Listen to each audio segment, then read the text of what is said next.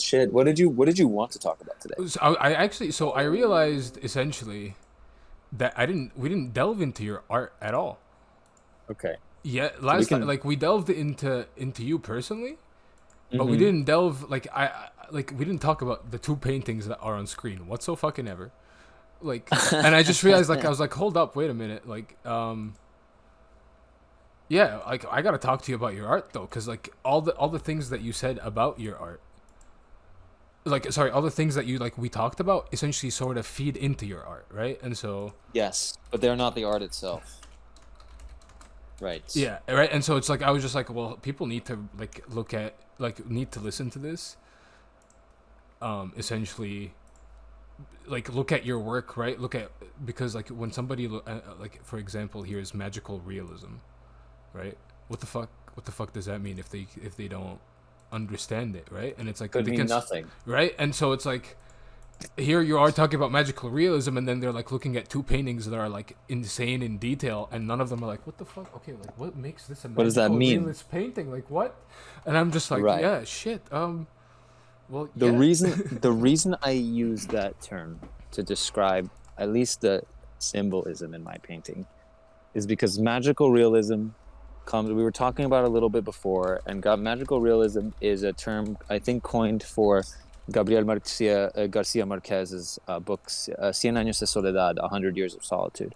And so what that really means is like, okay, it's a genre of fiction that's not quite fantasy, but not quite real. So it's like there's little things that the strange exists within the universes of a magical realist universe, and it subtly invades the real. It's almost like think surrealist slice of a life might be a way of looking at it, although that doesn't really quite cover it. But I really like it because the surrealists are the surrealists. They already exist, and I love surrealism. You could call my art surrealist, but surrealism to me denotes a particular point in time in Europe, especially, but also in Mexico and in the Americas, that had to do with people, artists particularly exploring the unconscious. And so Sure. they're exploring this unconscious space, they're exploring psychology, they're exploring spirituality. And my paintings definitely do that, but I use them as tools. But to talk about the painting by itself, my influences are really like when I was a kid, I was exposed to Salvador Dali, and I was exposed to Vincent van Gogh very, very, very early on by my Nice. father and grandfather, respectively, right? And I think I've said before, like I practically lived at the Met. I was very lucky. I had a grandpa that had a house just a few blocks down from the Met, a little studio apartment that we would stay in on occasion, and he would take me all the time. And so I was exposed to a lot of art when I was very little, but of course, like a kid like me at the time, we were moving around a lot. So I Mm. found a lot of refuge in fantasy, and I especially found a lot of refuge in surrealism, in the strange, because life was already very strange and tumultuous, like moving from place to place, moving from Caracas to Boston to New York. Then in my teenage years, moving to Miami permanently after visiting every so often, because all the Caracas Jews lived there. Mm. So and my grandparents lived there. So it's this situation where I found a lot of refuge in that art and in its strangeness and its look interior into the interior, because I was very and still am a very interior person that is Mm. slowly exteriorizing. But what I love in painting for me, all of these influence, right? If you just take, for example, just the two that I mentioned, like Salvador and Van Gogh are two. They're probably cut from the same. They might even be cut from the same cloth, but they go about their explorations of inner space in a very different way. Where Dali is very much the illustrator. You can actually look at his works early on; they're much more like impasto. There's a lot of thick marker making, but as he got older and older, he made much more use of line. He made much more use of realism, of being classical, of belonging to a lineage of very specific painters. Mm. And Van Gogh was an autodidact, much like we are all now. We're all autodidacts, we're all self taught. And he basically created his own vision of painting. And the way that those brushstrokes, the way that they sing, the way that those paintings move, they move in this way that is much more palpable. And they do a Dali painting overwhelms you. Yes, It overwhelms you. It comes at you with full force. Ferocity is like the name of the game for Salvador Dali. But a Vincent van Gogh painting, what it does is it goes past your nervous system and it immediately just like settles in your spine. Like it just completely it cuts through you. Before you know it, you're in love with it. Like it's this thing where the way his whole body and soul are in the painting, whereas Dali's feel a little bit more like there's a slight degree of voyeurism. And so those two influences, not to speak of the artists that I love now that I've been exposed to over time, like Leonora Carrington would come to mind immediately, Max Ernst as well, Remedios Varo. Um, they also come to mind just because Salvador Dali is very he's metaphysical, but there's also literal physics that have to do with his paintings and ideas that he was exposed to. They're very much of their time, and they're very much in the symbolic language of Salvador Dali. Whereas which is very Christian, which and Catholic and many different influences in there too. But Van Gogh he's just painting what he sees how he sees it, right? Which to me that confidence, that sheer confidence of not relying on symbols, like right, that contrast between the two is fascinating. I mean, like, funny enough, like you, my dad was the one that introduced me to art very early on as a kid. He's, well, before this, let me say hello, everybody. Welcome to those who are listening. Welcome to our artist talk with Andres. I like how we said, we haven't recorded this, and we just started immediately without even putting the fucking intro. To those listening, for context, we've been talking for about an hour before this. Just like we so much shit. Yeah, just all the fucking shit towards Damien Hirst, and I'm just kidding. We did that last time. That's true. That's true. Or a couple days ago, at least. Well, you like Koons, no? Do you like Koons? I don't like Koons. Okay. But I like him for outside of his art. Okay. And I don't even like him as a person. I just like him for. I bring up Jeff Koons every so often because Alubis and I go on spaces together. We're becoming very good friends, and so we go on spaces together. And I'll bring up Jeff Koons to new artists that are just the question of how do you price your work. Yeah. And so when I talk about Koons, it's not because I like Koons. I could give a fuck about these balloon animals, and I could give a fuck about ateliers in 2021, and I could care less about his history. But the idea behind, right, this man is very famous. He might be the biggest artist in the world, right? It's true. Living. And so when you think about him, it's like, why was he successful? And so why bring him up to younger artists, right? Maybe not like by age, but literally artists that are young to selling their own work. I bring it up because when Jeff Koons did his first solo show, he put all of the works up for sale at the price of materials, which wasn't very much. So of course it sold out very quickly because it was relatively cheap to buy, and so he could also have under his belt, like, I sold out a show. Have you sold out a show? How are your works? Like, oh, you like this artist? Yeah, but they haven't sold out their show. Yeah. So it's very cool. With NFT space, it applies because it's like all these projects on OpenSea. You can do many projects. I'm not saying succeed off the bat, but we were talking about pricing. Yeah. But to go back to artists that I actually do like Edvard Munch is very important. In the same vein as Van Gogh, just because for me the mark making is important. Yeah. It's the most important. Like, that's where your soul is. Like, it's not about. I don't like clean images. If an image is too clean, I have a really big issue with it. Which, not to take any work away from our concept artists that are making money now with their illustrations and stuff. I love illustration. I just don't like illustration passed off as painting. I think a painting should look like a fucking painting, and I think you should be able to feel the emotion behind the brushstroke. So it's crazy that you just said that you like. Well, I keep saying that, but so to those listening, essentially what's happening is you're hearing an artist who knows what he wants and knows his style. Because at one point, I remember back in my BFA, I was talking to my professor, one of my favorite painting professors, right? And I asked him, like, hey, what's your website, dude? I want to go check out some of your work. And he told me his website, and I went and checked his work from like 2008 till present, right? And immediately what I noticed is, like, his work started getting rougher over the years. And somehow I really fucked with his, like, I love his like his work that is super crisp, right? But the rougher he got, the more I sort of understood his work. I was like, ah, I see what you mean. Yep. Right? And so Yep. it's like, Mm-hmm. and it I was thinking about that because I was when I sent you the message yesterday of like, yo, when are you free tomorrow? I was thinking about, I was looking at your work and I was like, in comparison to, what is it, the painting, for example, of the girl drinking the almond, well, not drinking the almond milk, but with the almond milk sun in the back. Yep. So clean, no? Right?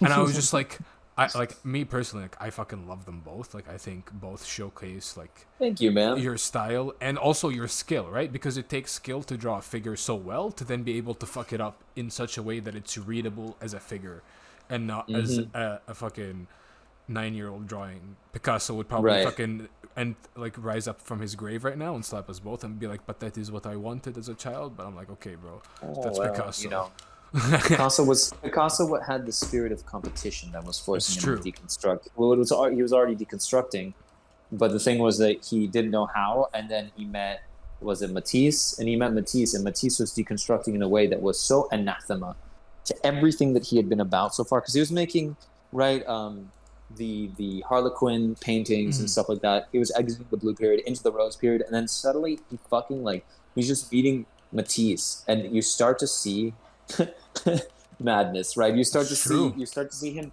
having to compete with another artist, or not compete, but creating an artist rivalry. And I think I talk about it in the spaces that I'm in, but the artist rivalry is an incredibly potent Like, thing. You should hope that you have a rival, I because they will agree. push you. I And then by the end of your life, you have this beautiful friendship of like, I'm so glad. Like, I was so mad when you made better works than me that they always made me do better. And then thank you for being here. And then, you know, that's beautiful what experience.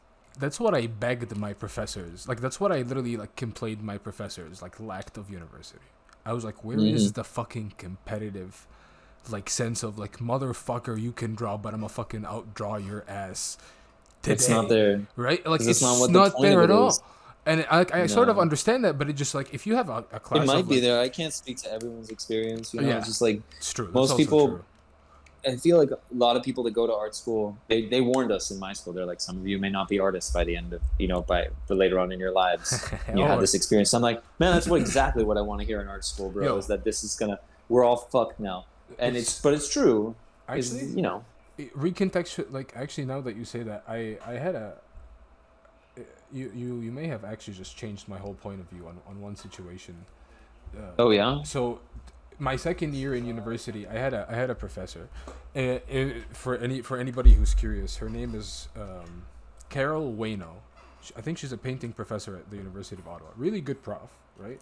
Like, she was a little bit distant in class. I can't, like, what do you expect from a teacher that lives in Montreal and then has to drive up 2 hours to get to her teaching job that's only 4 hours a week, right? It's like that sort of thing. But she asked a very important question that fucking stuck with me, right? And it's like, I always look down at it, but like, hearing you say that has now made me realize that it motivated me a little bit, right? And she, in a class of about 20 people, she goes, so, like, she sat us all in a fucking circle, and she goes like, so which one of you guys, like, who here sees themselves as a full-time artist after graduation? Now, to those listening, I'm Egyptian, right? My whole point of view before entering university is I go to this class, right? And professors are like, yo, you're gonna draw your 8 hours a day, right? And so my like, but like, not before, but it's like that view had sort of shifted after first year because I realized that's not what happens. But I was still under the impression that I'm being trained as a full-time artist along with 20 other full-time artists, right? Like, once we graduate. And only 5 people, including me, raised their hands. And I was like, what the fuck? Shit. What is this? Right? And so it's like, I used to look down on it now, but now it's like a lot of the people that raised their hand in that class are still going now, to this day. Right? Like, I mean, to those listening, I've only graduated for a fucking year. Andres, I believe you're 26, so you've graduated for a few years. Oh, no, my man. No? You're off by 3 years. I'm 29. Oh, shit. I've been graduated for some time. Yeah, I guess I'm a little older than you, but hey, whatever. Yo, well, Age. only Age before beauty. Fuck. But yeah, it's Yo, the same thing. It's the same thing. It's like, but think about what she was doing there. She was asking you also an initiatory it's true. question. Maybe she didn't realize she was doing that. Maybe she did. I don't know. She sounds fucking awesome. But to ask that question, like to a student is like make a decision on what you want to do. And the fact that, like even the few of you that did that, that was a very good gift to you guys. That was a deeper gift than a lot of other shit, which is like, do you see yourself being an artist or not? Well, that's And a lot of them going, Yeah. like, okay, well, maybe not. Then it's good. It's good to be asked. it's You know what my fucking biology teacher cost me in high school? what? Yeah, he told us all. It scared the fuck out of me at the time, What but is now I get to recontextualize it later. Mm. This man, Mr. Baldelamar, if you ever hear this, I love you, man. Thank you for that. It helped a lot. Because it pushes you. The question, he didn't even ask a question. He made a statement. He says, like, which of you guys can name your great-grandpa? Which of you, basically, little schmucks, can name your great-great-grandparents and things that they've done, right? No, nobody, right? And then he goes, listen, in all your life, right? Like, in your lifetime, you need to understand that within 3 generations, right, you will fade. Like you are not immortal. Like this is just what it is. It's a heavy thought. It is. And I'm fucking 18, I think 17, 18, and I get this, and I'm just like fucking going home, and I'm spiraling. I'm like, holy fuck! Like the finite nature of this incarnation. Yeah. And I eventually ask him, I'm like, why did you say that? And he goes, so you could prove me wrong, which was either an incredible gift to me or an incredible verse. But it was like, it's true. because if he hadn't told me that, would I still be making art? Or having had told me that, am I not trying hard enough? It's right? True. But that's the conclusion is like, what is then what are you trying to do? Is like, okay, make a lasting impact. And now that I'm older, it's like, okay, make a lasting legacy, sure, but for who? Exactly. Right? And then the question is like, who is this lasting legacy for? Is it for a bunch of strangers to come to the vet and view a painting and go ooh and and then be initiated? And I'm like, like the more I think about that, the more it sounds silly. And then I think, wow, okay, no, it's so that sure that might exist and there might be a chance. I mean, the only one who maybe achieved it is the Buddha. And like, like that, that's the only person with a tree that has lasted and had fragrance for that long, maybe the Buddha. But then it's like, who is it for? It's really for me to live the life that I want to live. Well, For my girlfriend, for our eventual children, and hopefully for their children and their children's children, is to attain financial freedom so that they can do whatever the fuck they want with their lives. And like, to the point of proving you wrong, right? It's like, it's actually, it's a really great point, right? Because it's like, it sort of motivates you, right? And it also makes you aware of like the work that you have to do and the sacrifice that is needed. Well, like not in the moment, but you realize like as you think about it more and more, like, okay, how do I like prove myself in this world? Like you realize what needs to be done, what needs to be focused on, what doesn't need to be focused on, right? And you just sort of get a bigger understanding instead of just being lost. And like but it's a day to day, no? I mean, it's like remove all the distractions from your life. Do it right now. You wouldn't. Well, like no, not all the distractions, but I mean, like essentially, like you have a far clearer like trajectory in your mind, right? Trajectories, of course, don't play out in the same way you have them in head, but it's like in comparison, like to like like how many people do you know like who are in their 30s, right? Like, hey man, what's up? Like, how are you doing in life? And they're like, yo man, I don't know. Right, I don't know what I'm doing, and like, or how many stories of midlife crisis do we hear, right? And it's like Edna Mode in The Incredibles. One of my favorite lines ever, and I have to watch out for this time. All men do, is like, men at Robert's age become unstable, prone to weakness, and it's just like, bro, but it's true, but it's true, right? It's because right in the midpoint of your life, your creative manifesting powers supposedly at their absolute peak. So the thing is that you've lived your whole life, right? And by then you probably have kids and you've probably figured out what it is that you want to do for the rest of your life. And so your ability to accomplish those things, right? Once you're like in the midpoint of your life, you can apply those energies. And if you don't apply those energies, what ends up happening is baby want to fuck, and so you just like end up having all these men that use the creative energy, which is a sexual energy, and then it gets applied to having usually a younger mistress, which is Oh, hilarious it's true. I mean, and fucking. heartbreaking, Yo, but Picasso did real. both. Motherfucker dipped both his tentacles in both ponds at the Well, same time. Picasso was a mess, though. It's Yeah, like it's true. because that's it's Well, just so yeah, well, to those listening, think about this. like yeah, don't Like idolize. To those listening, don't idolize Picasso too much. The guy, like Andreas says, the guy was a mess. uh, Same with horrible person, yeah, excellent. He's like Aleister Crowley. Terrible person, amazing like technician in what his system. what wasn't I don't know if Dali like I I would know, have given my pinky to listen to Picasso talk to me about what his principles for painting bro. were. I Honestly, to like sit honestly there. I legitimately would not handle Picasso talking about his shit. The man, Thing is, I heard his wife's autobiography. Right? What the forgot her name. It was great. I mentioned this person who was very yeah, important you like and a woman, and I completely spaced. But his wife has a biography called My Life with Picasso, and she actually talks about like how she was courted by Picasso and how you actually get his advice through her, right? mm, Like she tells you, he said to me this. And so while he's being a piece of I'm shit actually throughout most of their time together, with bits of sweet, like very unstable, almost bipolar, I would say. mm, Um, his way of speaking about painting and his methodology towards painting were so precise, very Spanish. But it's like things like make do with less, and if you find out you can make do with less, like make do with even less, is mm. Picasso's like way of being, on top of other things. And then just talking about processes and stuff. It's Francois Gillot. That's who I'm talking about. And so she's a great painter in her own right. I'm And so gonna. yeah, her. But that book was I couldn't finish it because Picasso was such a piece of shit It just so makes you much of the mad. time. No, we're not even talking about like the infidelities with his wife and the many affairs and like how he treated some of his children and how he treated the people around him. Like we're talking about just like mind games, like serious Serious. sociopathic, Okay. insane shit.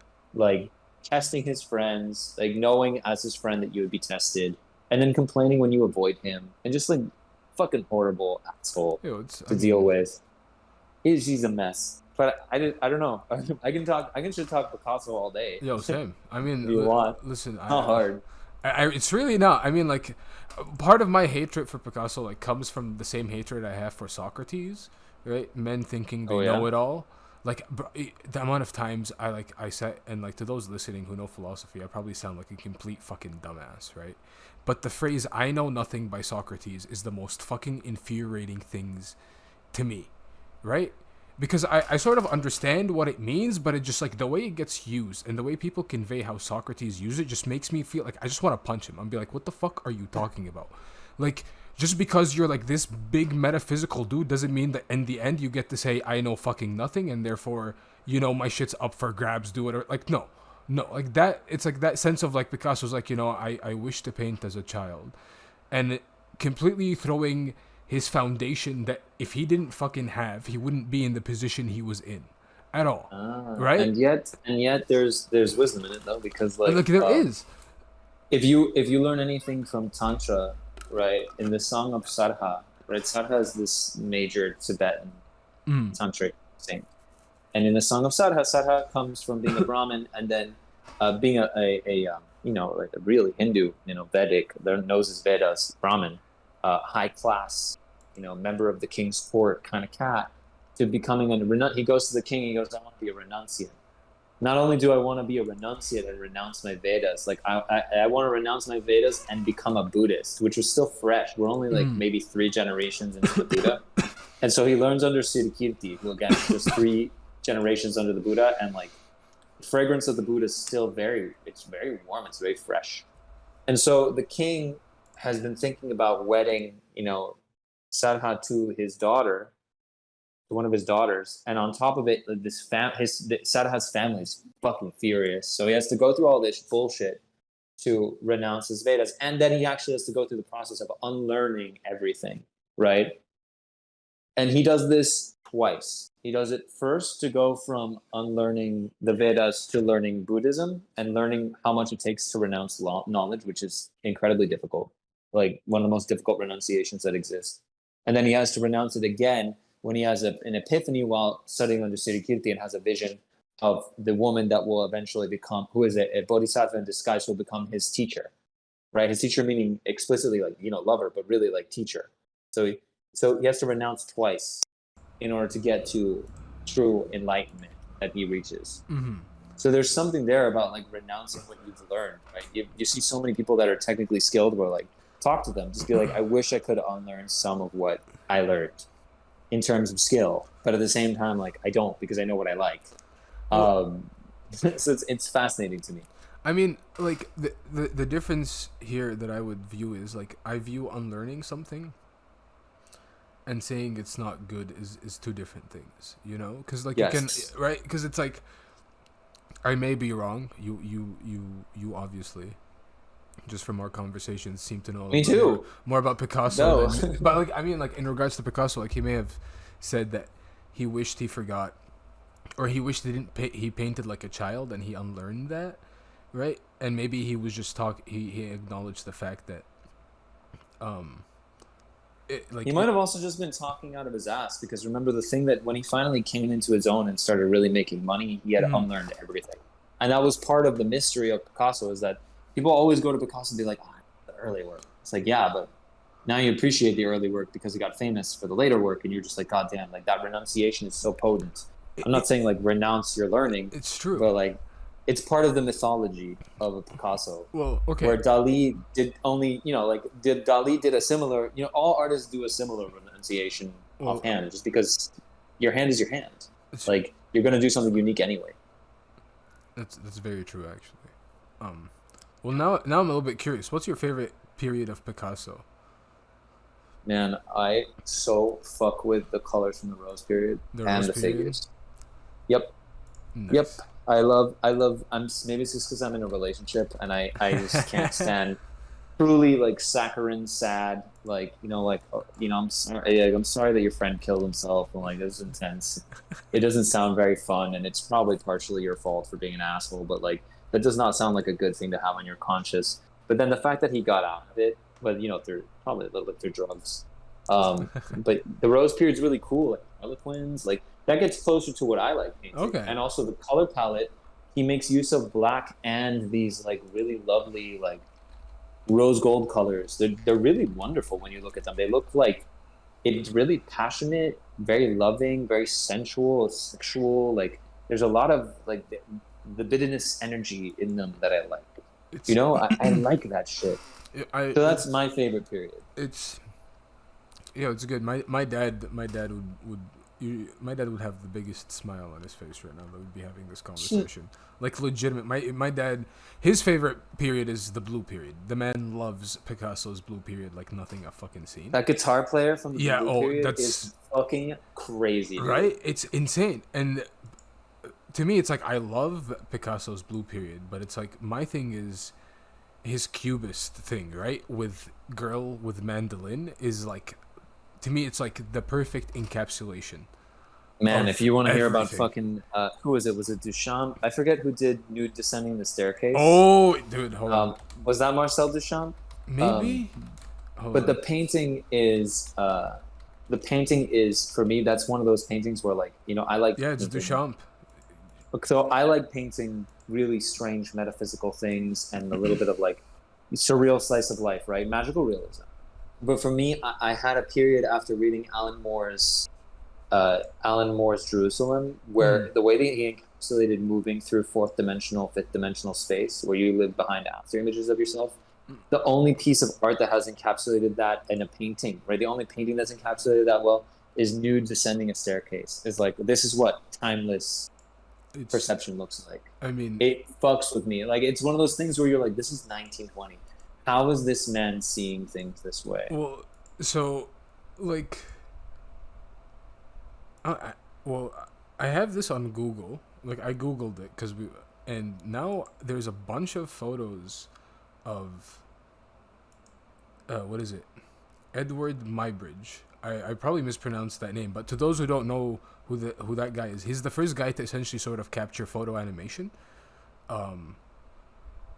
So like, have you ever seen the traditional like old school photo stills of a horse jumping? or like But I would a imagine that horse they running. have. Do Sorry. they have that level of No, I'm sorry. Do they have that level of like leaving behind doubles? Oh yeah, here I'm gonna send you. I'm gonna send you a link. So essentially, like, ar- around the same time, maybe like before Duchamp, right? People start experimenting with film and animation and all that. And Oh, that somebody, makes so much sense. so like that's a little bit of it, but it's like I also like as a person who has done some form of psychedelics. To those listening, I also understand what you mean a little bit with like that sort of fifth I dimensional would like. love for you to read that book, man. It's definitely a heavy tome, but it's one of those books that changes your life. And it's a fiction books, and it's all Alan Moore, so you Okay, know that it's well good I'll and read it. entertaining, I as to well as great. So fucking great. I what is it? I Is it too heavy though? Because I started reading Crime and Punishment and I had to stop halfway through because it just that book stresses the fuck out of me.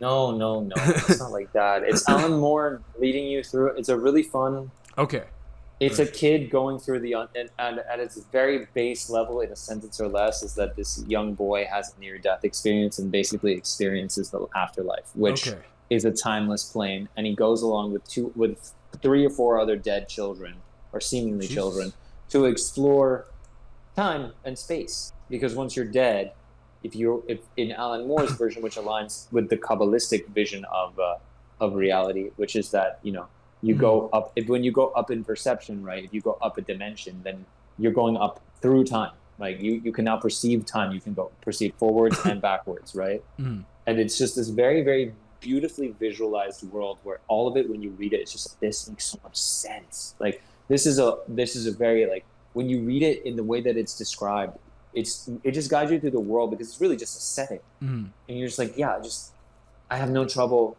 understanding how these spirits move through time and space and matter. It makes perfect sense. And you have angels in there, and demons, and various, alchemically accurate beings like salamanders and undines I'll and things like that.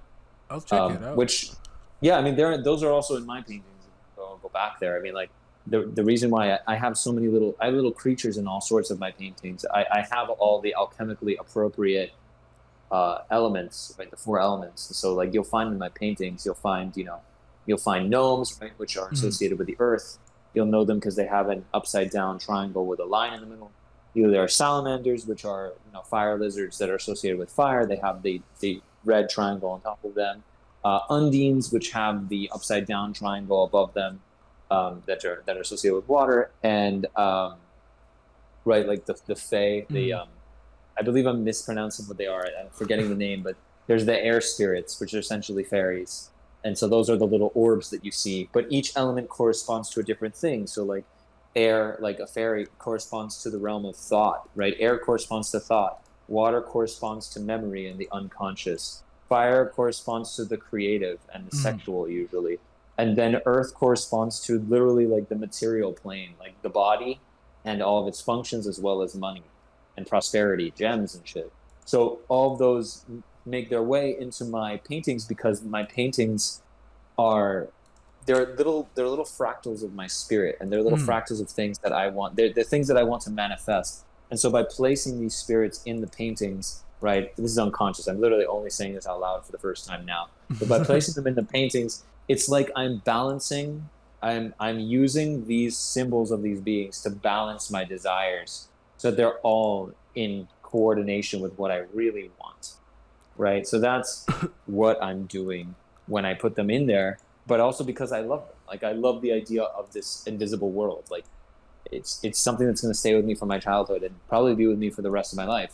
I just love the idea that you can see this interior space and potentially exterior space, I mean, this magical world. Harry Potter. I mean, like, come on, like, I it's just so fucking cool. It makes the universe so much more cool. So it does. I like you don't understand. Like you're just naming everything I'm also trying to do mhm. with my shit. It's like we have two different inspirations that I don't know. I don't know if Jerusalem may have like set you down this path, right? Like you like Western It Hermeticism was and all that, always there. It's right? always there. And to me, it's like my thing that opened my eyes a little bit to the shit was just American Gods by Neil Gaiman.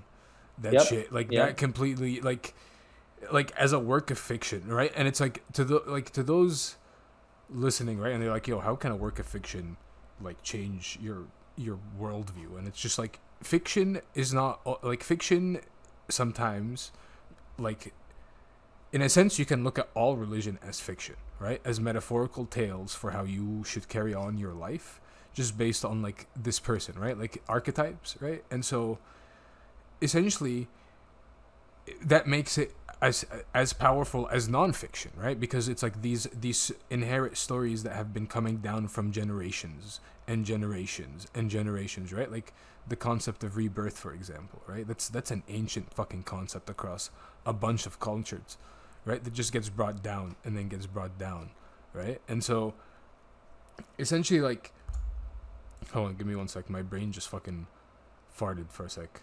It's so funny because like you're trying to name why it's a great tool, but it's just like, What? man, don't you just love fantasy? Like, don't you just love the idea of a secret world beyond the one that we know, and that's not like horrible lizard conspiracy theory? It's Like when you read Harry Potter, you weren't like, oh, this is a tool. You were just like, fuck, man, like where's my goddamn letter? it Or when is you're looking at Batman, you're like, where's my fucking cowl, dude? like It's the sheer enjoyment and joy that it gives you, and it takes you into this place that goes beyond things, sure, but like man, it's just the sheer pleasure of it. like I agree with you. It's the sheer pleasure, but it's like it's almost sometimes, like you talked about synchronicity before, right? But it's like sometimes some like fictional works can result in the weirdest moments of just like, if thought synchronicity is a thing, of like a thought synchronicity, right? It's like my Oh yeah. experience with it was like reading Dune for the first time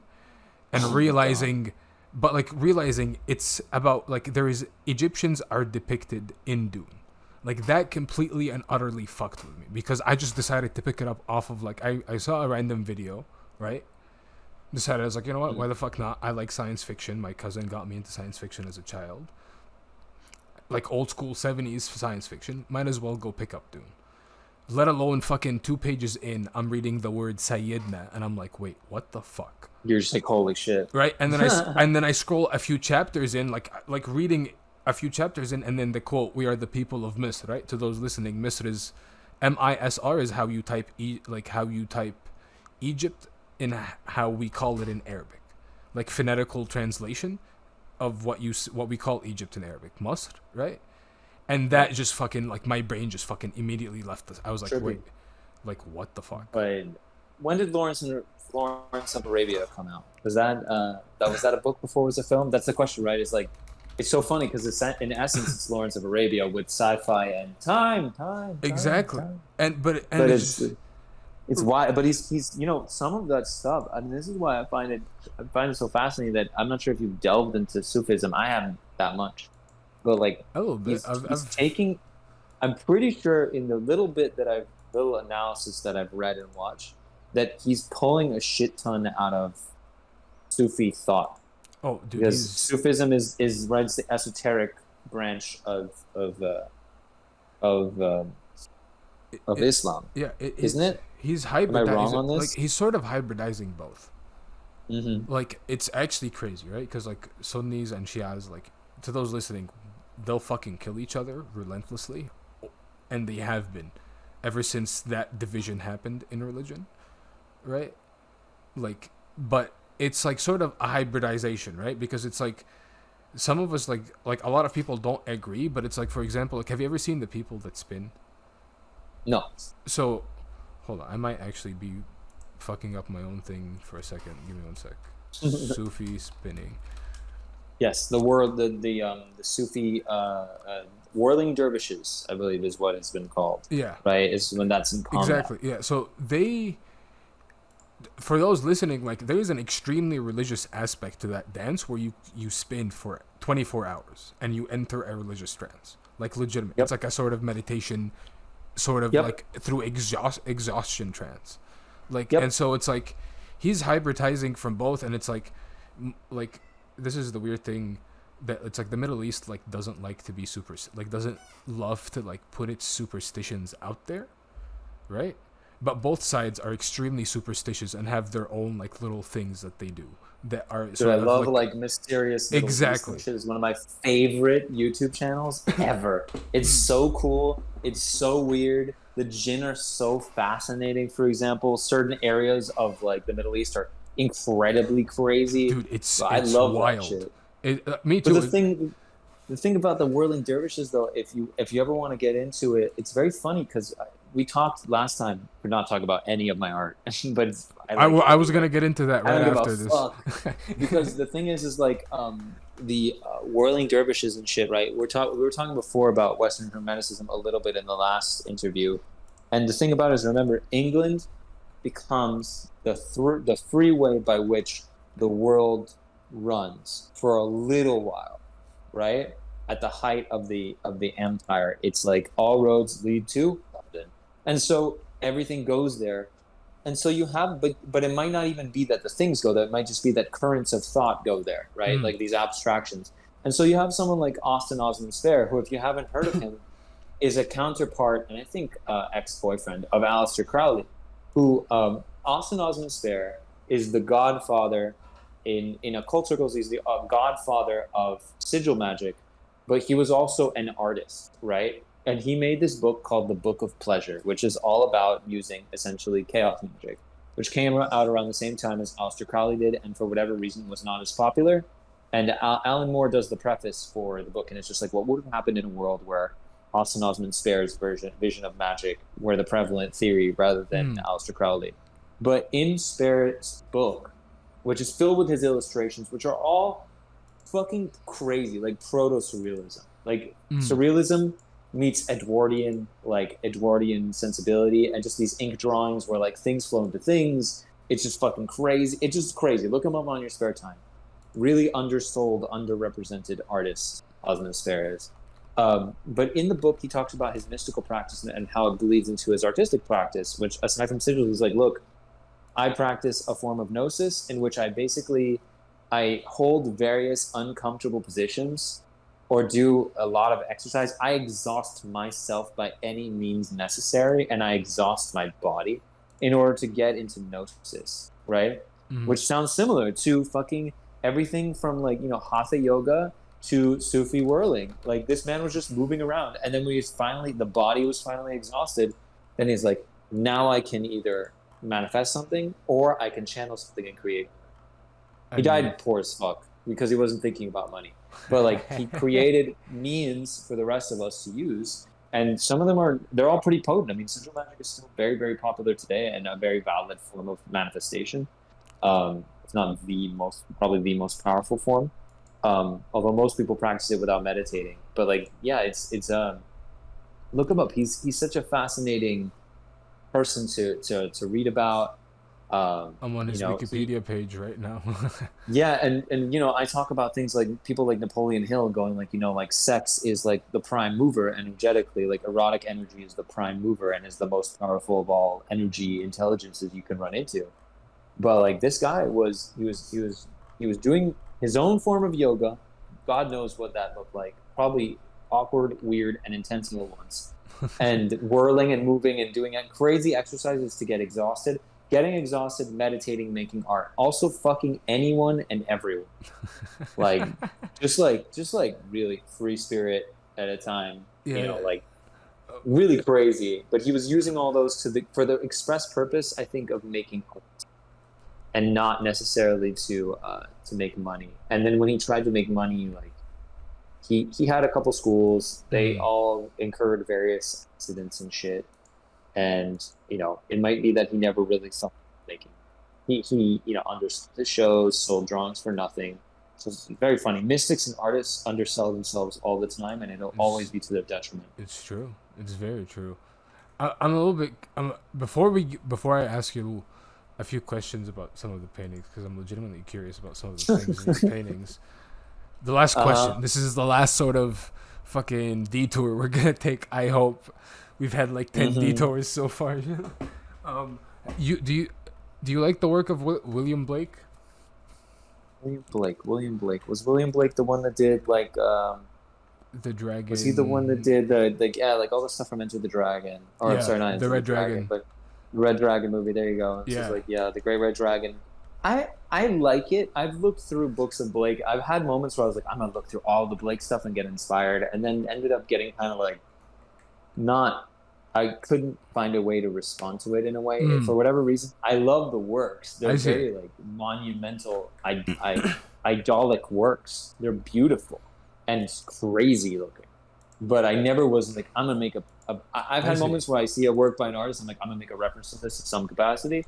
Blake was never one of those. And also his watercolor skill was beautiful, but I was never into watercolors. Yeah, but Lunatic Asylum shit.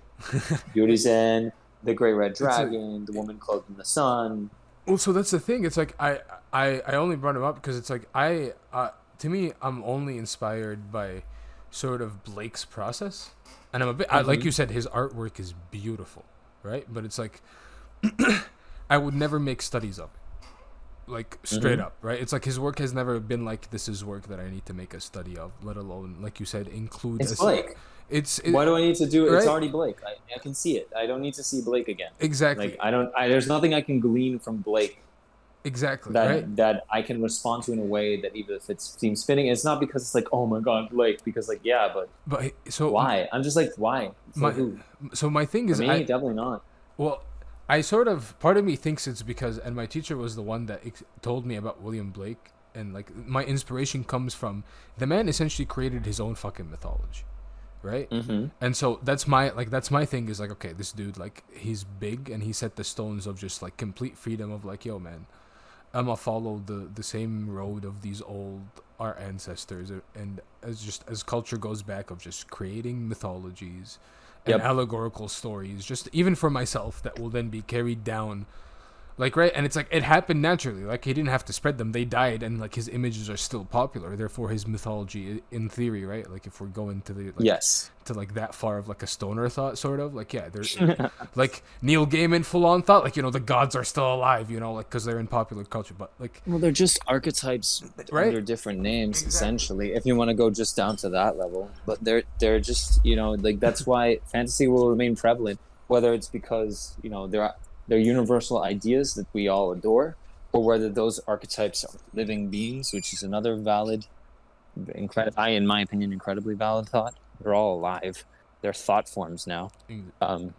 But you know, it's why I fucking love fantasy. Why is it? Who cares? It's true. Oh no, it's an archetype that's attacking my brain. It's like, shit, dude. I fucking love fantasy. It's like, you know, it's like parasitic ideas is a heady idea by itself. It's true, and it's like, I mean, you said it perfectly. I have no words. Now I will talk about. I've been looking at your painting. Hold on, I'm gonna grab the name right quick because I have it. I have the IFPS. It is the Inner Temple, right? Because, like, I don't know. Well, there's a few things about this work that legitimately, like, I'm so curious about, right? And essentially, my biggest thing to me that always catches my eye is recurring imagery, right? If I see an image pop up again and again, I'm like, why, right? And so. And to those listening on the screen, you've literally been just like hearing us talk and staring at these two images, and I'm talking about the image that is on the left, right?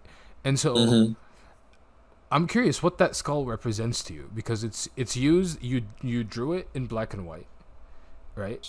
And it's used as your avatar. As your avatar, and it could mean fuck all nothing, right? It could just be like, I like skulls. Oh man. Right? But it's now like it's made its way into your painting, but it's in a mirror sort of reflection, right? Because I like it, like I sort of like looking at it, it looks like a window, but to me personally, right? Like the blues and the whites and the way they're mixed speak of like a mirror like reflection, right? I'm just curious, like, sir, please explain. Okay. This is where you get to the unfortunate part where when you ask me a question and my greatest answer is I can give you the answer that I love, and then I can and now by announcing this I can hopefully take the sting out of shit later. So when I introduced the monochrome drawings came first. Before I started painting again, I took a really long hiatus off painting where I was only painting a few images every so often. And I had so many people telling me, you know, all these drawings you have in my probably a dozen sketchbooks, they're like, all these drawings could work by themselves, and yet you never show them. They're just here. They're just sitting on a shelf. And nobody knows about them except when you carry a book around and you open it up and they're just like, holy fuck. And like sometimes, you know, I had people tell me like sometimes they don't translate into paintings when you try to make them. And I've seen it happen. And like, you know, why don't you try doing them by themselves? So I was like, you know what? I'm going to make a body of work that is strictly drawings. And I'm also going to intermix influences that I like, which in my case, that would be out of context comic book panels. I really love them. Especially when you take weird comic book panels from like the 60s, 70s, 80s, from like different countries, like weird like pulp novels, romance novels, you know, hentai manga. Like what happens when you take panels from shit and you put them completely outside their context and make them into art objects, and you add certain elements of your own, right? And when I was doing this, I was also going through a little crisis because I was like, who am I? Am I a Jewish artist? Am I like this artist? Am I that artist? If there's all these, you know, like there's these Jewish artists, and then by mistake, someone had put Vasily Kandinsky as being a Jewish artist. And so I took a deep dive into Kandinsky and his orbs. I quickly realized that he was not a Jewish artist, but then I realized that I love the orbs regardless. So I was like, I'm gonna take these because nobody seems to use them. Like they're perfectly good tools to display something. It's true. And so over time, I started developing my own mythology a little bit more with the alchemical symbols and their different things. And so the orbs came to represent air. They came to represent thought, right? And that element of the imagination. So those. And they also came to represent, in representing air, they represent fae, right? Sylphs, I think is the word. Yes, sylphs. So they represent those elementals that are part of, you know, the family of air spirits, and they're ruled over by the archangel Raphael, who makes his way into the archangels make their way into the painting I believe next to it is the magician's studio. So I'm making all these black and white drawings. And I'm making them, and I'm making them, and I'm making them, and making them. And I'm like, I am trying to figure out a way. Eventually, my brain goes back to, how do I turn these into paintings? And so I'm like, you know what? I'm going to make these I start off on this new project, which is a manifest. It's a magical working. It's a long form magical ritual in which I created a vision board based on images of things that I wanted, how I wanted my body to look, how I wanted my dream house to look, all these things. And so I got a lot that happened to be pictures of artist studios. And some were illustrations of artist studios, like from the older ones. Some were from different artists that are alive. Some were dead, but they had all these canvases there. And I'm like, I'm gonna copy the composition of these studios, and maybe the artist has their place in there, but I'm not gonna copy the artist, and I'm not gonna copy their work. I want to see what happens when I make this place truly magical and I place my own work in there. And I used it as an opportunity to see what happens when I apply paint in a Van Gogh or Munchian way of painting, a rougher style of painting where mark is more important, into these already drawn out, everything's already drawn out. I always draw out my drawings before I start painting anything, and then I do a wash so the drawing kind of like disappears a little bit. And so I was like, okay, what's going to happen when I put these drawings into small paintings? Because then I don't have to be like, man, they didn't work out as their own painting, but at least I can test them out here in this larger composition. And so that skeleton, if you ever look for the monochrome version, the drawing version, it's called Bukkake Flashback, because I was having a total giggle at like, it looks like this skeleton is being attacked by cum. It looks like the reverse of Spider-Man's like spider sense, and it just made me crack up. But the image was so evocative, and it's one of my most popular images that people get prints of, and I still love it in spite of its very silly title. But it was me just having a joke, because I don't know, it's just so the impossibility of death in the mind of the living. Like I love that shit. I also love in old alchemical labs and philosophers, they keep a skull. Like everybody loves skulls.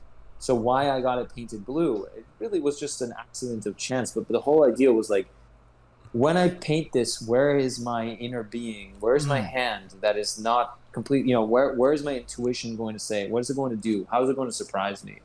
And so you get this really weird combination of colors with that particular palette where like that blue and that kind of like golden, greenish, all those different tonalities, they're harmonious and yet they clash with each other just enough for that image to pop. And there's a lot of blue in there. There's a lot of shit in there.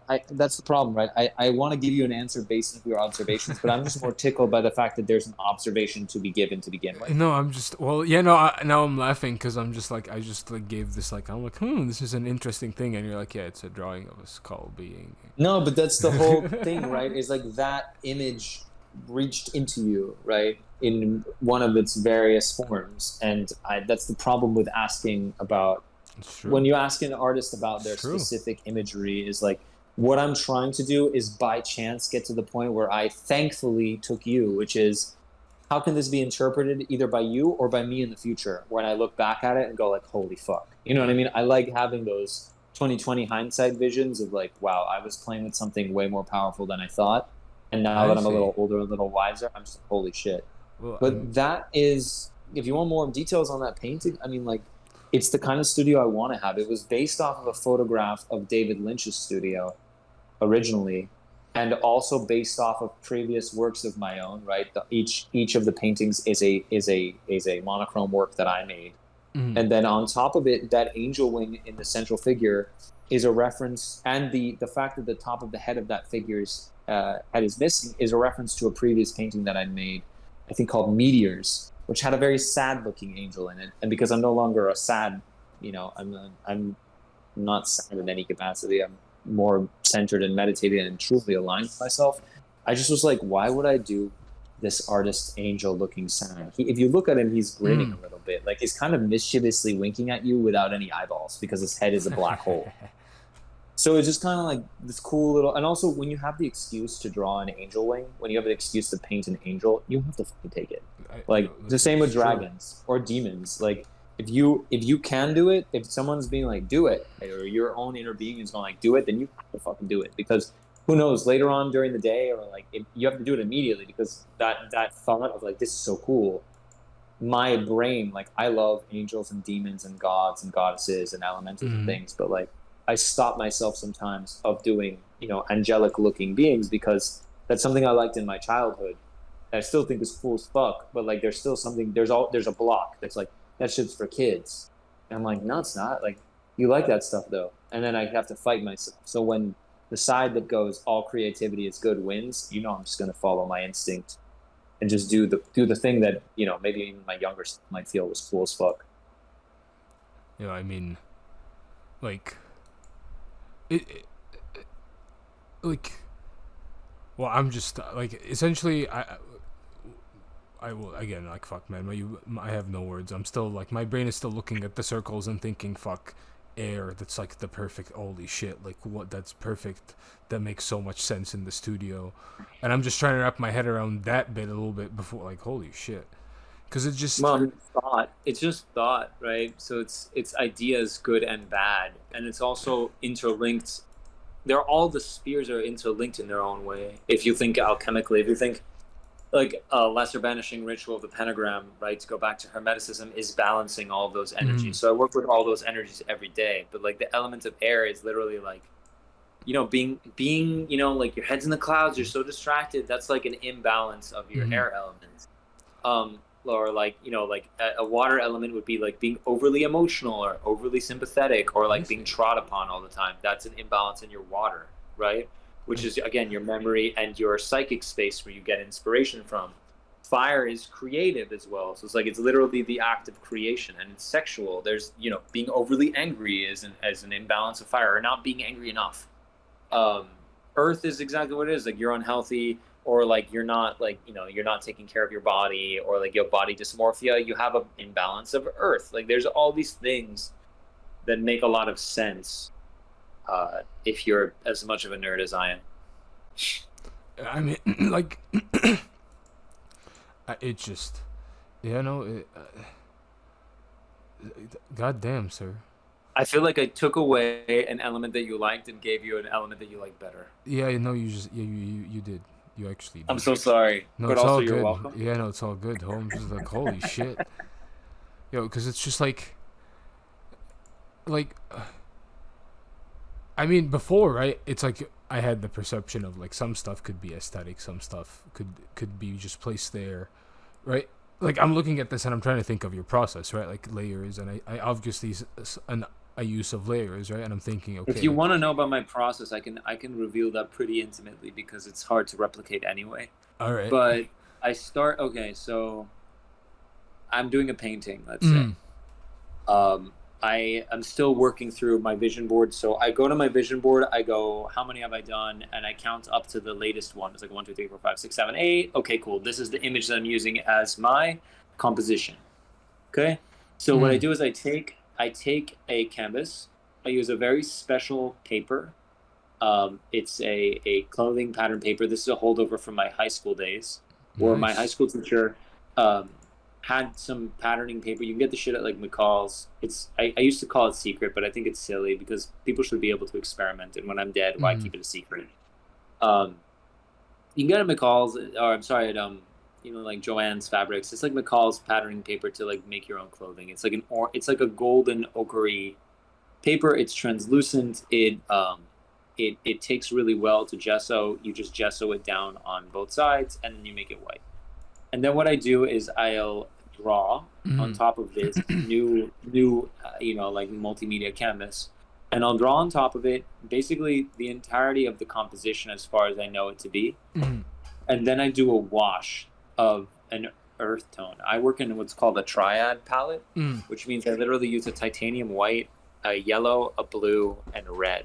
Sir, And one of those three colors is an earth tone. The other color is a bright tone, and finally a mid tone. Right? sir, it is pronounced titanium white. Thank you very much. Titanium white. My white is also a special mix, and I'm gonna keep my secret until I'm dead, Is it? because It's not. it's a mix white, It's not not a a. pure white. So It's not a like, tube white. not. Are there real bones in there? That's all I'm gonna No, ask. no, All no. right, There's cool. no bones. I just mix certain colors in my white to create a kind of more glow in my white, and Yo, it's something I while I was learning under these Pasteur family in Florence for like a year. nice. I sort of learned to do that a little bit with my clouds because of Mm. Bob Ross videos, a little bit, and I think, what is it? Coral painter accident. I learned. I was like, Huh. oh shit, this looks very Yep. nice. Yep. That'll do it. That'll do. Bob, old Bob, Good old Bob. giving tips from beyond the grave with that crazy fro. All right, So so I have my earth mm, tone right picked out. Let's say in this case it's burnt sienna. So it's like a nice I was red earthy tone. yeah, I was That's actually not thinking quite of red. that. So it's a nice burnt sienna, and I just do a wash of burnt sienna over my drawing, and I let this I let this dry, or I do wet into wet. So, but the first step is to do a wash of Mhm. that color, and then after that, what I normally do, and it takes a second for me to get in this because I'm not perfect, is I take like 3 or 4 brushes and I dip them into I lay out my palette, I mix it all up. So like not only do I have my red, my yellow, and my blue, I also have the various mixtures. So I have a purple, whatever purple it is, based on my tubes of paint, an orange, and a green, and then a final mixture, which usually ends up being some shade of brown. Mhm. Uh, and I also see what they look like when I mix my white with them, just to see the range of the color. But then from there, I go kind of madcap on the first layer, where I'll take 3 or 4 brushes, and what I'll do is I'll take each brush and I'll dip it into one thing and go 1 brush stroke, 2 brush stroke, 3 brush strokes, switch to the next brush, one, Okay. two, three, switch, 1, 2, 3, switch. And what this allows to do is that it stops me from doing what my teacher would call picking my nose with the details, Mm. because it's so easy It's to true. turn a painting, especially a painting with a drawing, into a paint by numbers situation where you're just filling in space and you're not using the brush as a brush in as much as you're using it as a mop, right? Which is bad because It's true. brushstrokes are wonderful. And in the first layer, really what the first layer is about is like let your brushstroke surprise you and learn and work with your mistakes. Well, So like anything that happens on that stage, once it dries, you'll be able to sharpen it up by doing glazes of white, which would be the second layer. How many times, and to those listening, like if they had personal experience, like how many times have we heard professors say, I really like the underpaintings of my students, sometimes more than the final work of my students. Yep. Right? Because of like you have no, like as an underpainting, you allow yourself to experiment and go wild and like try new things. That then when you're like, okay, it's dried, and like I'm not saying this is in your case, I'm just saying to those listening. Oh, it is. It happens. Okay. It happens plenty of times, right? where I think I'm doing, because right, I'm trying to embrace the random while also keeping control. And like when you try to do both of those things as a painter, you'll reach moments where you're just like, fuck, I do kind of wish this had stayed. But what I like about using glazes over this random layer is that you use your mistakes and they become marble. Like you're able to see, if you look at any of the paintings, like almost all of them make use of glazes, or they let the raw brushstroke shine through. And both you eventually you find your balance of what you like and what you don't like. And as you continue painting, you'll figure out, if you paint like me, if you decide to paint like me, you'll make those decisions over time from a learned hand. Like you'll just know, like, I think this is good because I fucked up a couple paintings behind, and like I like where this is at, and I know not to touch it. But you learn it. In Spanish we call it aprendiendo a los coñazos, like just learning by getting hit. And like, yeah, you know what, that mistake was lost, so make a couple more mistakes and let random chance take the wheel just one more time, and maybe they'll surprise you. That was the tip one of my painting professors sort of gave. Like he worded it completely differently because I was asking him about fucking Sargent, and he goes, "Yo, just fucking zoom in on Sargent." And I was like, "Really?" And he's like, "Yeah, just you're gonna see." And then after I zoomed in, I'm like, "Yo, like it's actually messy." He's like, "Yeah, just the biggest struggle you have sometimes as a painter is just learning when to stop and leave things be for the next. Like you're like, okay, this is cool. If I work this, is gonna be fucked." Right? And it's a really cool rule that I never follow because I'm a jackass. Is if you make paintings every 2 weeks and you make the completion period every 2 weeks, that means that you go on to a new painting or you go back to an old painting every 2 weeks. But it's like you have to stop with the one that you're working on, and that stops overworking so that your more aged eyes and wise eyes can go back and be like, huh, there is something to this shit. Like I like how this looks. I think I can fix this or move this. Or, wow, I'm so glad I stopped because this is perfect exactly where it is. And that's really it. It's just there is a knowing when to stop the situation, because we're painters. We're playing a delicate game of chance, where it's like we want the random to surprise us and excite us. And yet at the same time, most of us are trying to play within the grounds of a lineage of some sort, and tightness, especially as we begin, and slowly loosen up our hands as we continue on. So it's actually great that you just brought up these 2 points, because I've been looking as you were speaking at the magician's studio, and to those watching or listening, it's the photo that is now on the right. Wait. I don't know. Right. Fuck. I confuse my lefts and right. Like if somebody says point to the direction, I'll point, but you tell me I'm not an ambidexter. Yeah, no. As Andres said. Fuck. I'm like fuck. Like sometimes I try to speak Arabic or English, and I think like okay. And it just like goes flat, and I'm like, okay, I'm bilingual, just like the polyglot thing. I've learned so many languages, and now I respond in the wrong one all the time. Yeah, my girlfriend does that. She literally, I was asking her something over the phone, and she responded to me in full Spanish, like with like such confidence too that I understood it. That even I was like, yeah, I understand what you just said. Yep. So I was looking at the magician studio, and I got a few questions, sir. I got a few questions. Sure, what's up? Listen. Tell me what you want to know. I'm noticing a few things here, bro. I'm noticing how. Okay, so like my thing is, like you said, you're leaving a few things on purpose, because I'm looking at like, for example, I don't know if you have like the image up right in front of you. You're probably staring at the painting. Is it in your home, sir? No, dude, it's gone. It's one of the first to leave this year. That's the one. The only one that I still have in my house that is because it's being paid on a payment plan, Okay, and I don't like doing payment plans because I hate chasing after people every month. that's fair. But this collector is a very beloved collector and has been collecting me since I was young.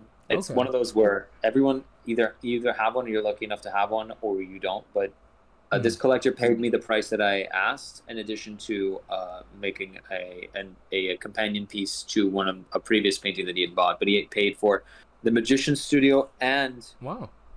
the Inner Temple. But the Inner Temple is the one that I've held on to. I'm going to hang on to it for at least, I think, another month. Okay. I think at the end of October, I'm going to be, once I get my final payment, it's gone, which makes me really sad because it's one of those where I thought for those two, I was like, I'm not going to give these up. But then he paid me asking what I was asking for, which was, I thought was outlandish. And then he was just Hey, like, I want it, but let me pay you on a payment plan. there you go. I Yeah, mean, great. But then it's when we were talking earlier yeah. about like that artwork collection. Like, fuck, I'm looking at my personal collection. I'm like, my personal collection is not weird enough now. Like, shit. What am I Oh, supposed to do here? have you gone on Well, I mean, like, yeah, your own created. Just make more art, sir. Just make up more art. I know, I know. After the show is done, I'll be going back to painting, and thankfully, I'll be in the gallery actually painting there. So for anyone that doesn't know, Oh, I haven't it yet. So I have a show opening this September the 18th on Saturday. The opening will be from 6 to 10 with drinks and live music and stuff, and it's going to be a mix of 80 or so of these drawings. I think a little bit more mm, of the drawings that are all framed. It's going to be a solo salon show, which makes me chuckle because it's going to be a nice. mix of both drawings and the paintings and maybe a few other works as well. But it's going to be this massive salon show that, if I have my way, is going to stretch along both of the main walls of the Well, studio, but of the gallery. But we'll see. But it's in the design district of Miami at a place called Miami Art Society, and I'll give the details to Anubis if he wants to put it in the show please, notes. it will be in the description. Everybody, go check the fucking description right fucking now. I know y'all Yeah, were in Miami already. I saw the tweets. I saw the fucking the memes. the people who are there, I would love to see you and meet you in real life. uh, But yeah, so the Magician Studio is out of my hands, and mm, the Inner Temple thing is thankfully still with me for another month and a well, half or so. well, okay. Before I ask about before I ask what, or before I say what, well, yeah, I ask you what I wanted to ask you. Did you manage to convince the gallery to put up the paintings in the? Yep. You want to hear something Nice. hilarious? Let's hear it. Because I told you about this problem before, where originally I had pitched it as a salon show with a mix, and then the curator, the gallery owner, was just like, Nah. he's a friend of mine, but he was like, I think I want to have 100 of your Okay. black and white. Mm. And I was like, and life came in the way because I would have other things to do, and even just in prep for the show. And then when finally it was time to discuss the paintings today, I was going over there with paintings. I think I had like 6 paintings with me that I wanted to include that were for sale, that were outside my private collection. Mm. And I went there, and even as I was just bringing in the black and white work, he asked me, "Hey, do you have any paintings you want to put up for this?" And I go, "Are you Nice. fucking serious?" He's like, "Well, actually, I need you to bring a huge painting to cover a part of the gallery. Um, do you have one?" I'm like, "I have one I've been thinking of making, but I have to make it like right now." He's like, "Perfect."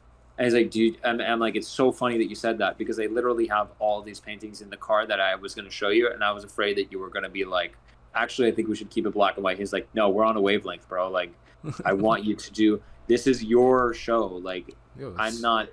Like, you are free to do as you please. And I'm like, thank God. He's like, I've seen that you did all this stuff. Like, they're helping me wire everything tomorrow, thankfully, which is really nice. I really love this gallery and the people that are in it. It's a really great roster of artists. yo, man. Yeah, just they're really cool. When I talk about magical realism, this style applies to them as well. It's all very like not shadowy, but very like it's very it's the strange invading the real, very gently. That's what these painters and paintings are about. Yo, it's. I mean, yo, They're all Miami artists. that's They're all actually great. amazing people. That's actually Yeah. fucking great, sir. That's Yep, I have my own little art collective by accident. yeah, and solo show too. Like, I mean, hey, that's a Yep. solo show. May it all sell out so Hey, that I there you can go. come visit you in Montreal, dude. Do it. I'll show you all. I'll show you all the ways. Oh There's my a. God, show me your delicious Canadian delicacies. Oh, dude.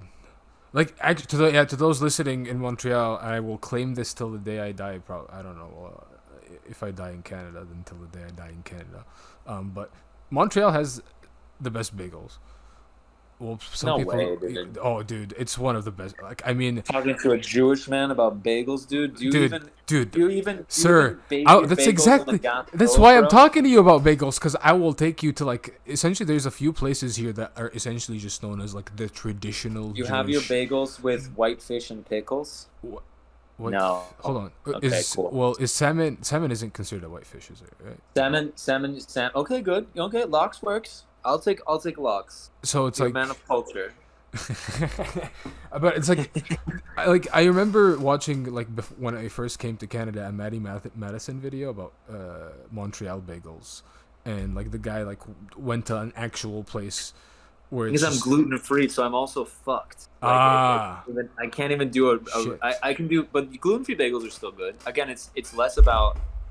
It's about how you make them now. Like, okay. My girlfriend is traditional she's like traditional Long Island Jewish descended. So the way that she made it for me the first time was she introduced me to white fish and pickles, because I'm Venezuelan, so I had arepas and cachapas and things. I didn't have the traditional bagels and lox and cream cheese breakfasts and brunches. I had a very Latin American situation, kind of Judaism.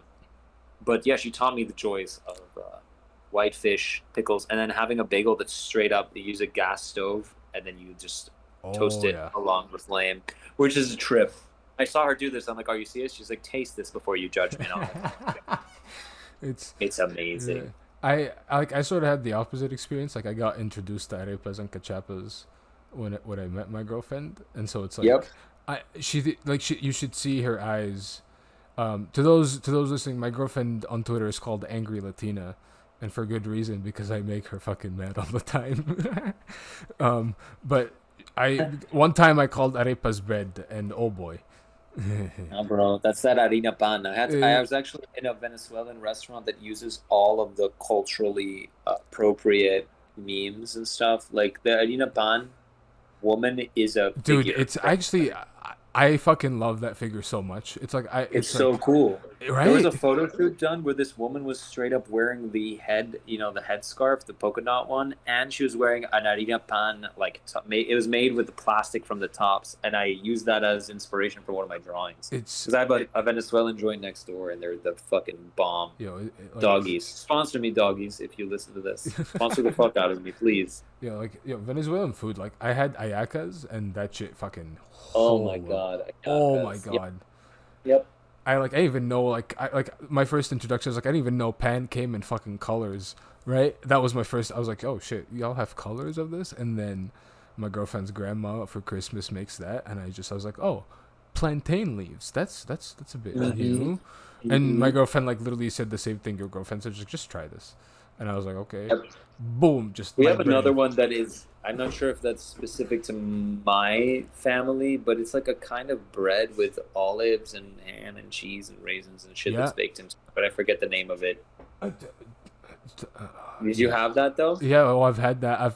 I've low-key asked my girlfriend's father how much it cost to get one, because I've wanted to like come home with like straight 3 loaf of baked in, like, just amazing. It's food. delicious, and I could never have it again. Now I'm good. It's so like, fucked, but I can have harina pan. Oh, well, okay. I'll go back to the. We're gonna go back to the painting. Holy shit! It's like so many distractions. You realize we've been going for. You have so much to edit, bro. I'm so sorry for you. Listen, like, that's the thing. Like, I because I do so much, like, I essentially like listen to when everything starts, and then I just cut it there, and then so I sort of have a time frame for when we actually sort of like fully recorded this, because again we were just talking shit about Picasso and Koons. Yep. That's all. Cut it out. I don't care. It's just a good conversation with you, man. Anytime you enter spaces, I'm always just I'm like, Anubis is here. We're gonna talk so much shit. It's gonna be so much fun. It's actually. And these poor people, they're just like, you're so smart. And I'm just like, nah, dude. Like, we're not necessarily smart. We're just well read. we just like to talk about art. Yeah, art and crypto and economics and magic, which is the most fun shit to talk about anyway. It's true. What does it matter? Like, those spheres are my favorite spheres. It's true. Yeah, so you were gonna ask me something about exactly. Magician's Studio. So yeah, I my eyes started picking up on this Mm-hmm. as you were talking, because I've just like my eyes like going all over it, and I was doing this thing where it's like I'm frantically clicking zoom and zoom out on like different details, right? Enhance. Enhance, yeah, exactly, like enhance, and so the one thing I noticed, right, is like you have some stuff that is just like, again, like concept art, painting, render Mm-hmm. style, right? Mm-hmm. And then in comparison, some stuff that is like Francis Bacon style, right? Mm-hmm. Now, Mm-hmm. my thing is like, goddamn, Thank sir, you. like, Such a compliment. like yo, but it's like you're doing it so well too, right? Because it's just like to introduce two wildly different styles, and to have them only become like visible, as I've been staring at this painting for like a while. Like I'm like, damn, right? Because Thanks, it's man. like yo, like because Thank you. like yo, the ladder looks proportional with the chair in the background, but the chair across from the ladder like looks a bit wonky, right? And it feels like as Yep. if it's like magician, like weird stuff is happening in the studio. Like goddamn. Yep. That's what I love about painting fantastical surrealist, painting magical realism. What's really cool is that when I fuck up, when I fuck it up, everybody's just like, yeah, but reality is warping, so shut the fuck up. When someone was like, oh, thank God, someone saved me. But yeah, I do try to be. The thing about that painting is it's based off of who is it? It's a French painter Mm. whose name Delacroix. Or English painter. I forget which one Delacroix is, but it's based off of a drawing of his atelier. And so what I did was I took Oh. the general premise of his atelier, and it's like there's this weird fucking boiler there that I didn't understand, right? And I was like, "What is that?" And then I was just like, "Oh, like this is an alchemical boiler, and we have all of the main figures that are there are all the way that I visualized the archangels and their respective elements, right? So, Michael is the fire, who you're immediately drawn to. He's speaking to Raphael, who's air. To the Yo. immediate right is Gabriel, and then in the back is Uriel, right? Is the ones that look the most human, and so they're all interacting. But if you look at the painting very closely, all of the elements, all four of the cardinal elements, they're all kind of leaking into this weird boiler that has this circle on it.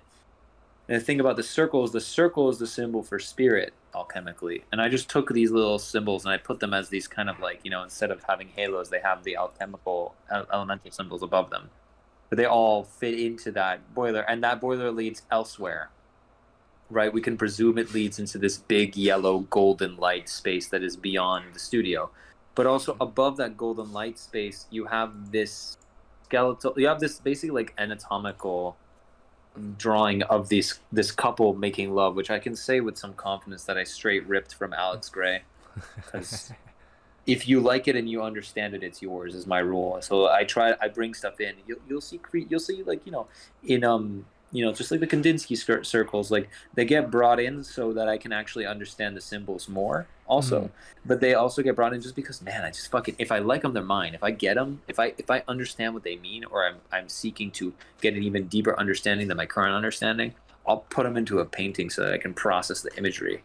But that infinity sign of this, this couple having sex, this spirit, that's my vision of what God is at its highest point, is like total unity, right? Kabbalistically, right, when you get to Ein Sof, Ein Sof Or, we're talking about activity, non-activity, activity, non-activity, like having sex, resting, having sex, resting. Like that's what it is. It's orgasm force at its most divine level. Like when you take out all the factors of personality, that is like, for me, that's one of the highest of the high.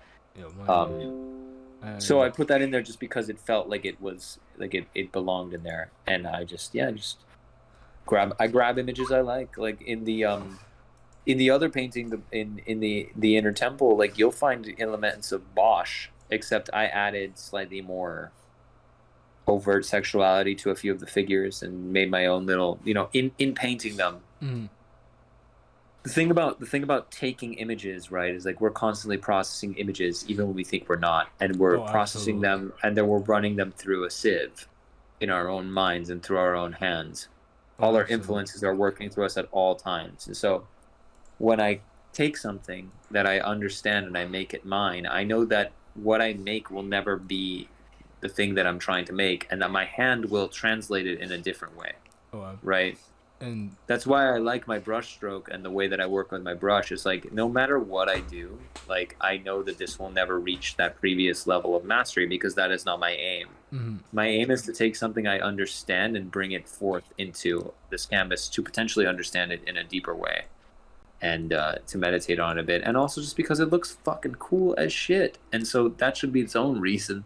It's true, and I mean, like I also got a little bit excited because when I googled um, Delacroix, immediately I remembered one thing from my art history classes. Um, it was brought up in like this weird light where, well, I mean, to those listening, if you go to any fucking university, fine art history or like fine art university, they'll tell you that the genius no longer exists. Um, Yeah. and that the genius's artist studio no longer exists, and they heavily critique like Renaissance paintings of artist studios. If you go and you search these Renaissance painting of artist studios, you're gonna realize one fucking thing: they're weird as shit.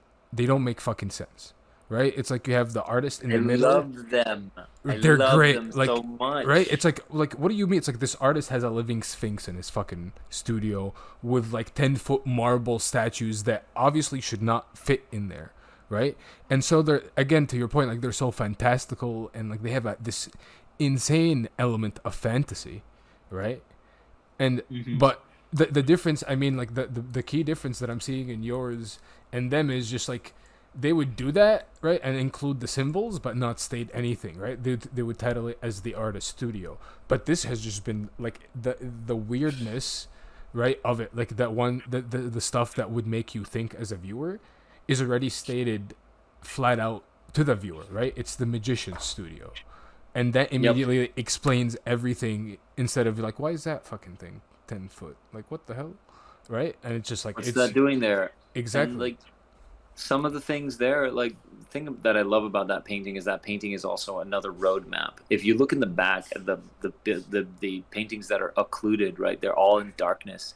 Mm-hmm. I don't know if that photograph can show you those details, but like in the original painting, they are little teeny tiny thumb-sized, essentially, maybe a little bit bigger studies for paintings that I'm going to do later. So it's Nice. really, the Magician Studio is this very weird keystone work in this way that is hard to describe. Like if what I'm going to be going, I go back to that collector's house, family friend, and thank God for them. Like I can go back there anytime and look at it, and I'll always be able to compare and contrast the continuation of this working until I finish it. And God knows when I'm going to be able to finish it, but like I'll be able to see how close the final images look to my initial vision of them from that painting, or at least the initial like thumb size studies. It's a very fun painting. It's a really good one. What I really love about it is that it's so bottom heavy that like, and you have so much, there's so much of a feeling of gravity and a feeling of space that you could walk in here, you know, from behind one of those red curtains. That's what I really love about these paintings. I want you to feel like you can walk into them. I want you to feel like they are, for the most part, very, very real. And that even though they are done in a Van Gogh or a Munchian kind of a paintbrush, I want you to feel like you can step into this other layer of reality. I wanted that to be very evident with what I do, just because that's my wish. I wish I could go in there physically and not just astrally. Like if I put these paintings in front of myself for long enough, I can go into the spaces in my mind, you know, but that's about as far as I can go so far. I mean, listen, I like, now I'm just excited for your future paintings, because now looking at the paintings on that side of the wall, I'm like, oh man, I'm excited. It's gonna be great. You have to respond. Sorry? I mean, I'm sorry. It's just like just like you were looking at the paintings on the side of the wall. I thought you meant in your own house, and I was like, No. now you have to. No. I'm talking about like the paintings, like you said, the In the ones that are back. practice. Yeah. Yep. Yep. Um. It's gonna be so fucking cool. I'm very excited. You know. Although I am taking my time, so we'll see. I, again, like this was fucking great, dude. I mean, to those listening, I imagine your brain has been fucking blown as mine has.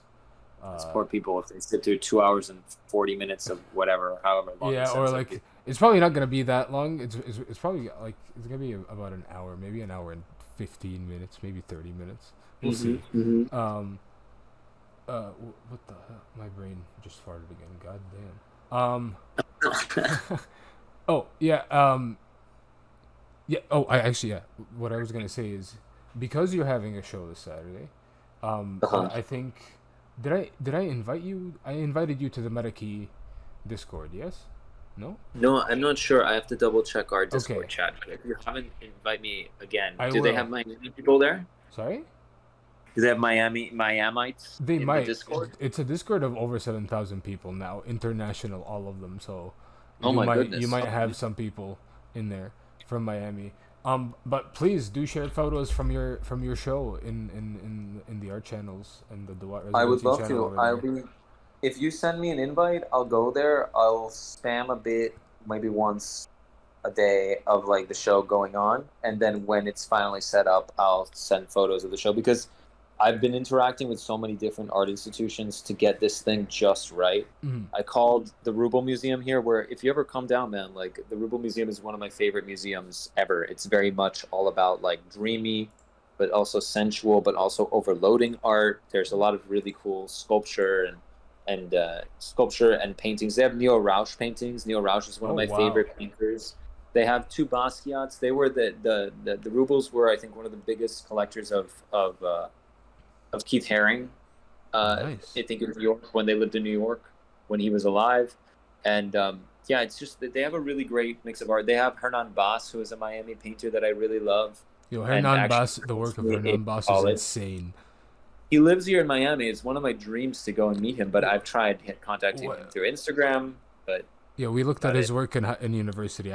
My brain fucking. I was just like, damn. I stole a book from my university library. I Same. found it, I think, quite by accident. It was just in a section of art books, just looking through, which was probably the best education that Carnegie Mellon could have ever given me, was that library.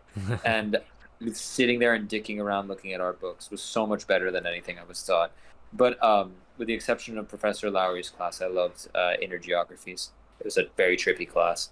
Um, but so I found his book, and then I was like, paintings can be like that. Yeah. And then I was just like, holy shit. And at this point now, I've kind of outgrown Hernan Bass a little bit, Mm. but I would still love to go to his studio and meet him because he seems like a nice guy, and I still love his paintings. Oh, There's more than a few that are in the Rubel Museum that I look at every single time. abs- And I think it's just a matter of a dream of mine is to get that museum and their owners, the Rubels, they're an older couple, to be friends with them, or at least be friends enough with the director to like, hey, so like Hernan Bus, can I have a second to chat with him? I would love to visit his studio. Like I want to be his friend. I want that to be one of my higher level peers. yeah. I mean, Seems super cool. judging by how your work is going, you're gonna get there. Uh, Huh? absolutely. To Thanks, those, man. oh, 100, dude. I have no doubt about it. And to those listening, um, Andres's links are below in the description. Even send me the link to the show so I can put it in there as well. And Oh yeah, if sounds good. I'll send you all this promotional stuff. and if you wanna also to those listening, if you wanna tell them like where the show is gonna happen again. Uh, Yeah, yeah. So the show is called Gematria, Cien Años de Soledad, which translates to 100 Years of Solitude. It is going to happen, it's going to occur in Miami Art Society, which is a gallery right on the lip of the Design District. It's right there in the Design District in Miami. It's going to have an opening this weekend, Saturday on the 18th from 6 to 10. And there's going to be live music, drinks. There's going to be my art, obviously. I'm going to be there with my girlfriend and my dog. And yeah, anyone who's in Miami, please come by. I mean, it's. I've been waiting to have a solo show for ages, and this is going to be a lot of really wonderful work and a lot of really wonderful company. To those listening, go do it. Go say hi. Tell them the dog sent you. Yep. Yeah. Tell him Penny sent you. Well, yeah, okay. And well, I mean, like, if anybody listening to this also tell them, say Anubis sent me, please. Exactly. This is true. Yeah, again, dude, this was great. To everybody listening, everything is in the fucking description. Go check it out, and I will see you guys in the next one. Peace out. Yep. Have a good day, everyone. Ciao.